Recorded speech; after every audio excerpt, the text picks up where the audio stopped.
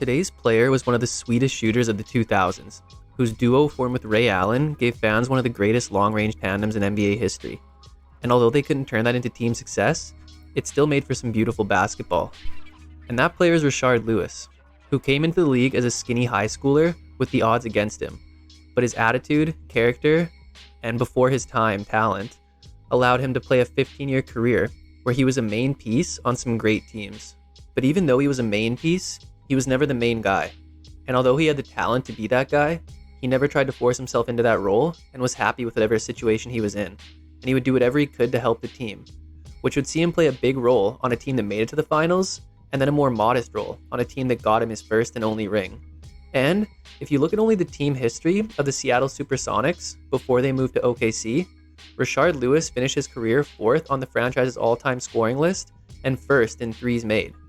And anybody that puts up numbers like that deserves to be recognized. So today, we're going to jog your memory and talk about Rashard Lewis. Rashard Lewis went to the NBA straight out of high school, even though he had offers to go to pretty much any college he wanted to. Lewis was a dominant center at Alif Elsik High School in Houston, as his senior year saw him average 28.2 points, 12.4 rebounds, and 5.4 blocks per game, while shooting 71% from the field. He would also be voted a McDonald's All-American and be named MVP of the then prestigious Magic Johnson Roundball Classic. Even as a high school player, Lewis was one of the top draft prospects and was one of the 15 players that attended the 1998 draft in person, but he would be the last in the green room when it was all said and done. Lewis had played his high school ball in Houston and felt he had impressed the Rockets in workouts, who reportedly assured him they would select him in the first round, and this seemed pretty likely, as Houston had 3 first-round picks. But this draft wasn't full of great talent, as it was more of a quality over quantity, as 2 Hall of Famers and 1 likely future Hall of Famer were off the board within the first 10 picks. But the Rockets didn't get any of those players. But they would use their 3 first-round picks for a whole lot of nothing. Although in his defense, Michael Dickerson had potential if injuries wouldn't have ended his career prematurely. And this was all difficult for Lewis, as his family and friends in Houston were waiting for him to get drafted and thought it would be by the Rockets. Lewis was hurt and would later say, "As my name was getting passed, I couldn't even take it no more, and I had to leave and go to the restroom because I didn't want nobody to see how hurt I was. So I started crying in the restroom while nobody was around." So Lewis fell out of the first round and was selected by Seattle with the 3rd pick of the second round, 32nd overall. But this put a lot more urgency on Lewis's career, as first-round picks were guaranteed 3-year contracts, but second-round picks weren't guaranteed anything. It seems as though concerns around Lewis's thin frame and if he could handle the physicality of the NBA were likely the reason he fell, as scouts knew he was skilled and his character was never in question. But going to Seattle was a great situation for Lewis. The team was coming off a 61-21 season and had high hopes for the second year of their new duo of Gary Payton and Vin Baker. And a young Lewis was surrounded by veterans who could help him navigate the NBA and being away from home for the first time. Lewis's rookie year would be the lockout-shortened season, and on the Knuckleheads podcast, he would say that falling so far in the draft really hurt his confidence, and that the lockout was the best thing that could have happened, as he was able to go back home for a couple months, and in that time, trained with a lot of NBA players who lived in the Houston area to rebuild his confidence.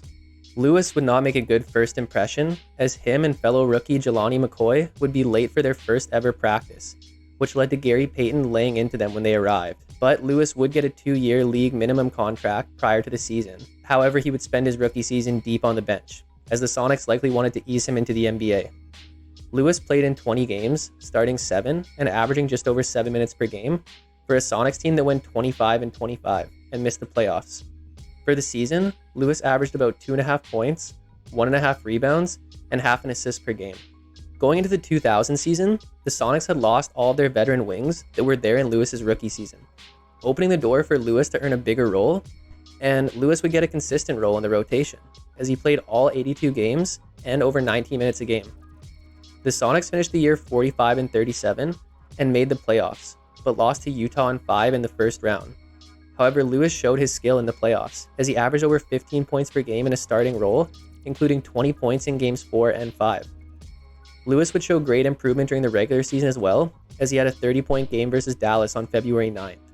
And for the regular season overall, he would average about 8 points, 4 rebounds, and 1 assist per game. Lewis earned the starting small forward spot going into the 2001 season and didn't look back, as he would finish second on the team in scoring behind Payton.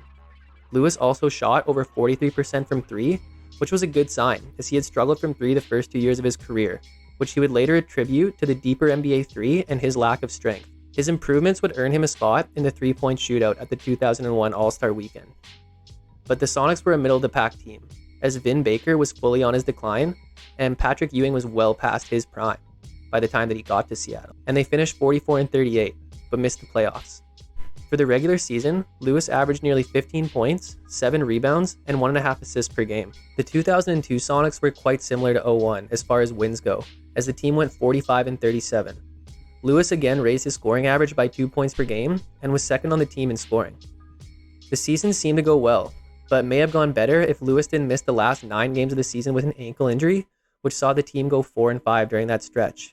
Then, in Game 3 of the playoffs against San Antonio, with the series tied 1-1, Lewis dislocated his shoulder fighting for a rebound and missed the rest of the series, a series which the Sonics lost in 5 games. And for the regular season, Lewis averaged nearly 17 points, 7 rebounds, and 1.5 assists per game. 2003 started with the Sonics point guard position looking how it had for a decade, with Peyton directing the team. But after a 22-30 start, which included Peyton feuding with management over a contract extension, he was traded to the Bucks for Ray Allen. And this would lead to the last exciting period of Sonics basketball, even though it didn't lead to too much team success, as this trade paired 2 of the most sweet shooting and effortless scorers in the league. Lewis upped his scoring average again this season, and Allen averaged over 24 points in his 29 games with Seattle. And even though the Sonics went 18-12 after the trade, they just missed the playoffs at 40-42. But there was a lot of optimism in Seattle with their new duo, and for the season, Lewis averaged just over 18 points, 6.5 rebounds, and 1.5 assists per game. 2004 was the first full season of Lewis and Allen, which wasn't exactly what the fans got, as Allen missed 26 games due to injury, and the Sonics finished 37-45. Allen and Lewis were still effective as they averaged over 40 combined points, and were both top 15 in made threes. Lewis would score his career high this year in the second game of a 2-game series versus the Clippers in Japan, as he dropped 50 on 72% shooting on Halloween 2003. Lewis played 80 games in what would be the first season of not improving his scoring average, but this was understandable with Allen as the new star of the offense.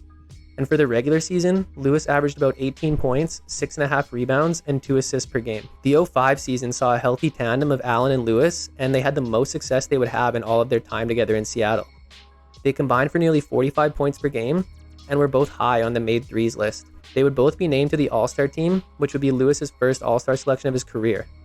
The duo led the team to a 52-30 record, where they would beat the Kings in 5 games in the first round, in a series which Lewis struggled, as he scored about 16 points on 40% shooting. But Allen stepped up, averaging over 32 on 51% from the field.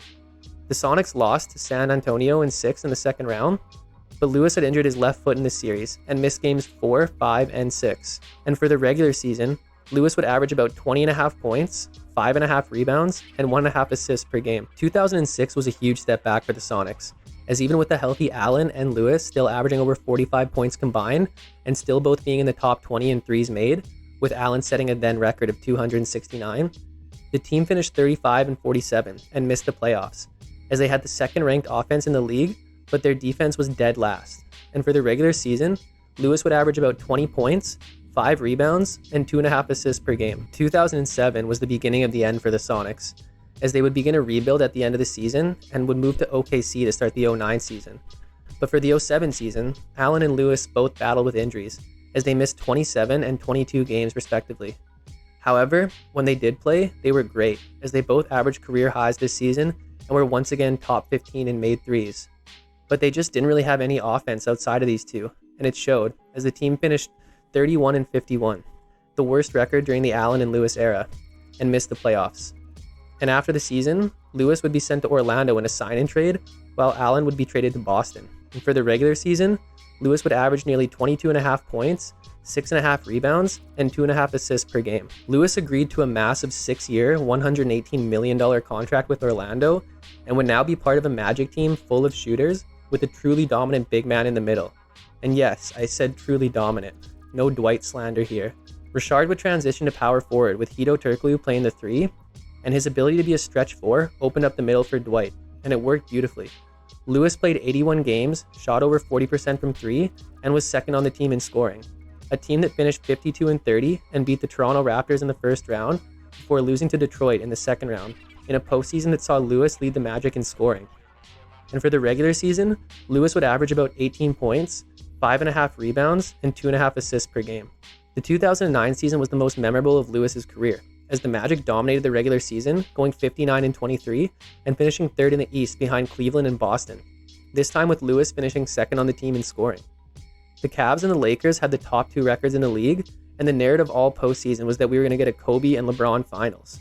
So the Magic beat the 76ers in round 1, and then beat Boston in 7 games in round 2. But Boston was without their star Kevin Garnett, who missed the entire playoffs with a knee injury. So going into the series with Cleveland, everyone was writing off the Magic. But even with LeBron averaging 38, 8, and 8 in the series, the Magic defeated the Cavs in 6. This series win included Lewis hitting a game-deciding three-pointer with under 15 seconds left in Game 1. The Magic would face the Lakers in the finals, where they would unfortunately lose in 5. However, a bright spot for Lewis was that he scored his playoff career high of 34 in Game 1, although they did lose that game by 25. For the regular season, Lewis averaged about 17.5 points, 5.5 rebounds, and 2.5 assists per game. Lewis was also selected to his second All-Star game this season and participated in his third career three-point contest. The 2010 season saw Vince Carter on the team, who had come over from New Jersey in an off-season trade. But the season did not begin well for Lewis, as he was popped for banned substances prior to the season and suspended for the first 10 games. The Magic would go 7-3 in his absence, and then win 4 straight when he returned to the lineup, en route to once again finishing with a 59-23 record. Lewis did see a drop in his scoring average, as he was over 3.5 points lower than the previous season. The Magic would sweep the Bobcats in the first round, then sweep the Hawks in the second round, to set up a rematch of last year's conference semifinals with Boston. This time, however, a healthy Garnett made all the difference, and Boston won in 6 games. Lewis played efficiently in these playoffs, but just didn't give the same overall production that he had in previous seasons, as his 12.9 points per game were the lowest total of his career outside of his 2002 stats, when he dislocated his shoulder midway through Game 3. For the regular season, Lewis would average about 14 points, 4.5 rebounds, and 1.5 assists per game, and this was the beginning of Lewis's decline. After 25 games with Orlando to start the 2011 season, Lewis was traded to the Magic for Gilbert Arenas. The Magic had also made a bigger trade that sent Carter to Phoenix to essentially reacquire Turkoglu, and Magic GM Otis Smith said the trades were made to give the team more punch, as they needed more guys that could move the ball. Lewis would play 32 games for a young Wizards team, including their promising rookie, who they had selected first overall, and the team would finish 23-59 and miss the playoffs. Lewis would see himself return to small forward with the Wizards, and for the season average about 11.5 points, 6 rebounds, and 2 assists per game. Lewis would play the entire lockout-shortened 2012 season with Washington, but struggled with injuries and only played in 28 games, as he had his lowest points average since his rookie season, and the Wizards only finished 20-46 to again miss the playoffs. Overall for the regular season, Lewis would average almost 8 points, 4 rebounds, and 1 assist per game. And in the offseason, Lewis was traded to New Orleans, but 10 days later he was bought out and waived, making him a free agent. Lewis reported on the Knuckleheads podcast that he had free agency meetings with Atlanta and Miami, but when his friend and former teammate Ray Allen called him and told him to come to Miami if he wanted to win a ring, he chose to sign with the Heat. The Heat's 2013 season was legendary, as they went 66-16 and had a 27-game win streak during the season. Lewis didn't have a huge role on the team during the regular season, and he had an even smaller role during the Heat's playoff run that saw them beat San Antonio in 7 games to win the finals in a series that was saved by Ray Allen hitting one of the most clutch shots in NBA history. Catches, puts up a 3, won't go, rebound Bosh, back out to Allen, his three-pointer, bang, tied! But Lewis's stats didn't matter, as he finally had won a championship in year 15 of his career. And for the regular season, Lewis would average about 5 points, 2 rebounds, and half an assist per game. 2014 saw Lewis have another very modest regular season, as the Heat weren't quite as dominant as the previous year, finishing at 54-28, but were still able to make it to the finals. And Lewis played a bigger role in these playoffs, and an especially big role in the Eastern Conference Finals versus Indiana, as he started 3 games in the series, and even scored 18 in Game 5 and 13 in the series clinching Game 6. And even when Lewis wasn't putting up the stats, he still saw time on the court due to his defense, evidenced by his Game 3 performance, in which he had no points, no rebounds, and no assists in over 17 minutes of action, but still finished with a plus 21 rating. Unfortunately, the Spurs would dismantle the Heat in a rematch of the previous year's finals in 5 games. And for the regular season, Lewis would average about 4.5 points, 2 rebounds, and 1 assist per game. Lewis would not be re-signed by the Heat and would sign with Dallas in the offseason.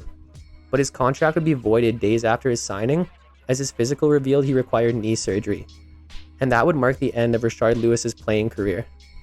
Rashard Lewis began his career facing adversity, but kept his head down and played with a chip on his shoulder, and became one of the NBA's best scorers in the 2000s. The great thing about Lewis's game was that he always played within the offense. He was a guy that could very well have averaged 25 a night if he wanted to, but he took good shots and didn't force too much on the court, as at the end of the day, winning was what he cared about. And this is part of the reason why he doesn't get the recognition that he probably deserves.